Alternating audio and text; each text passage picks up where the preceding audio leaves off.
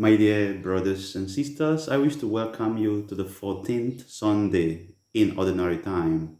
Today, Jesus went home to Nazareth. We always say that charity begins at home.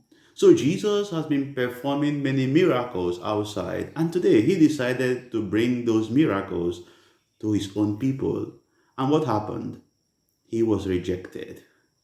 And look at what Jesus quoted, something that we always quote, something that was quoted even before Jesus came and after he left. Until today, we always say this particular thing. Jesus said, "A prophet is not without honor except in his native place." We don't just say this, but it has become part of our lives that people don't usually appreciate their own.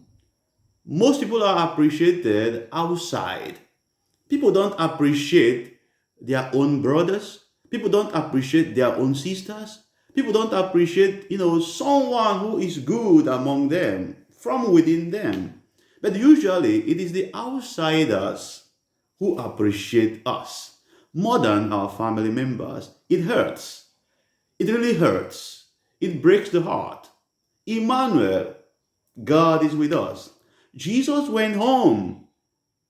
He comes to us every time in His Word, in the Eucharist, in the other sacraments. He comes to us. What happens? We usually reject Him.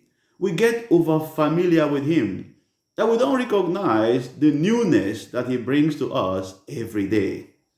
Every day in the Holy Mass, for instance, which is an encounter, Jesus comes to us to heal us, to lead us, to empower us, to nourish us, to enrich us, to endow us with abundance of life, with salvation.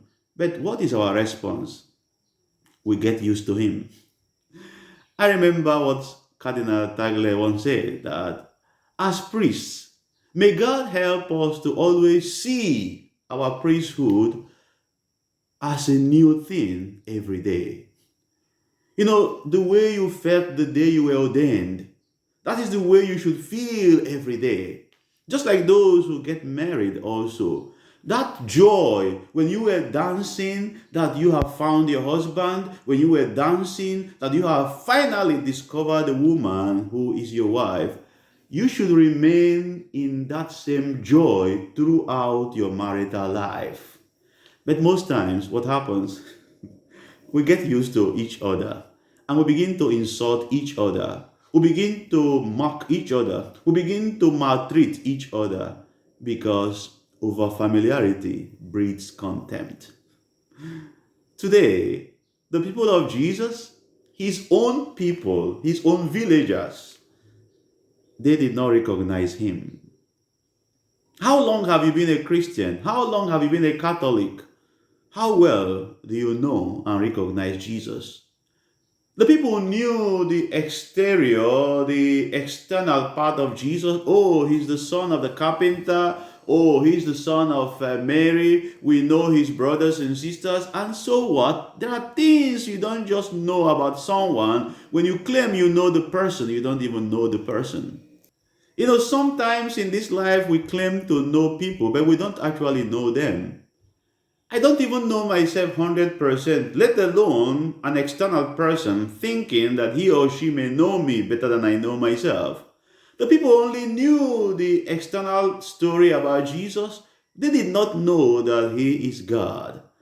And because they were not open to knowing that he is God, that was why the personality of Jesus eluded them.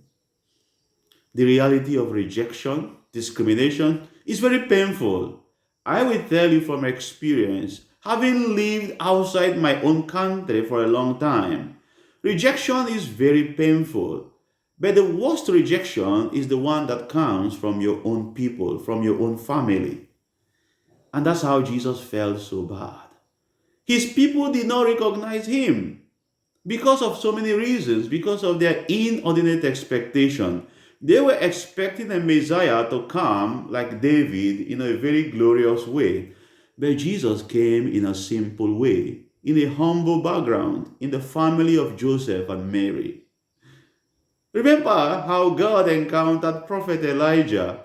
He was not in the earthquake, he was not in the wind, he was not in the fire, he was just in the gentle breeze.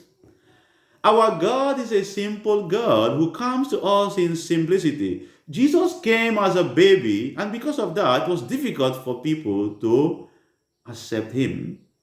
The second reason why they refused to accept Jesus was their prejudice. The third reason was obstinacy. Another is pride, arrogance, ignorance, unbelief, presumption, close mindedness, imposition. There are people who always want to see you the way they want to see you. They don't care who you are. They don't care, what you can do. They don't care about your potentials. They don't care that you may be even better than what they think. And some people also define you, label you according to what they have heard people say about you. They have not tried to encounter you. They have not had experience with you. They have never had any personal, one-on-one experience of you. They always judge you. They discriminate against you. They speak evil about you. They label you. They try to separate you from themselves because of what they have heard about you, but they never encountered you one-on-one.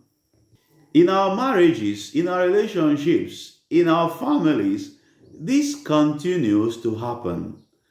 That we don't actually care the giftedness of this person. We don't care about this, how unique this person may be. We always like to impose what we think about them on them. We don't care to get to understand them. We don't care to get to know them. We don't care to get to recognize their uniqueness. But we want them to be what we have placed and labeled them to be.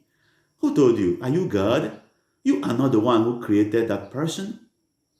So God knows us. From the first reading, when God was sending the prophet, he said, these people are obstinate.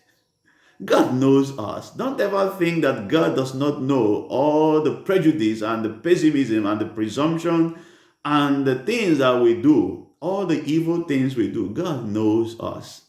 But even though he knows us, he does not abandon us. He sends his prophet to us. And why? Because he wants us to become one with him. Jesus came to reconcile humanity and divinity. But because of our obstinacy, until today, it is difficult for us to be reconciled with God. Life is difficult, but we are the ones who make life difficult.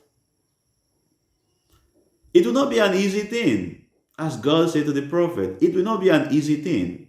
But like Paul, when we encounter discrimination, rejection, don't reject yourself. Don't ever reject yourself. When you encounter people who hate you, when you encounter people who discriminate against you, when you encounter people who do not know your value, don't worry. Keep on doing the right thing. Fix your gaze on Jesus. Fix your gaze on the grace of God. As St. Paul will say, his grace is sufficient for you. As we celebrate this Sunday, brothers and sisters, let us ask the Lord to grant us the grace to recognize him in the people around us, because we are the images of God. And recognizing God in our neighbor is a beautiful thing. It's a beautiful thing. It's a beautiful thing. God bless you.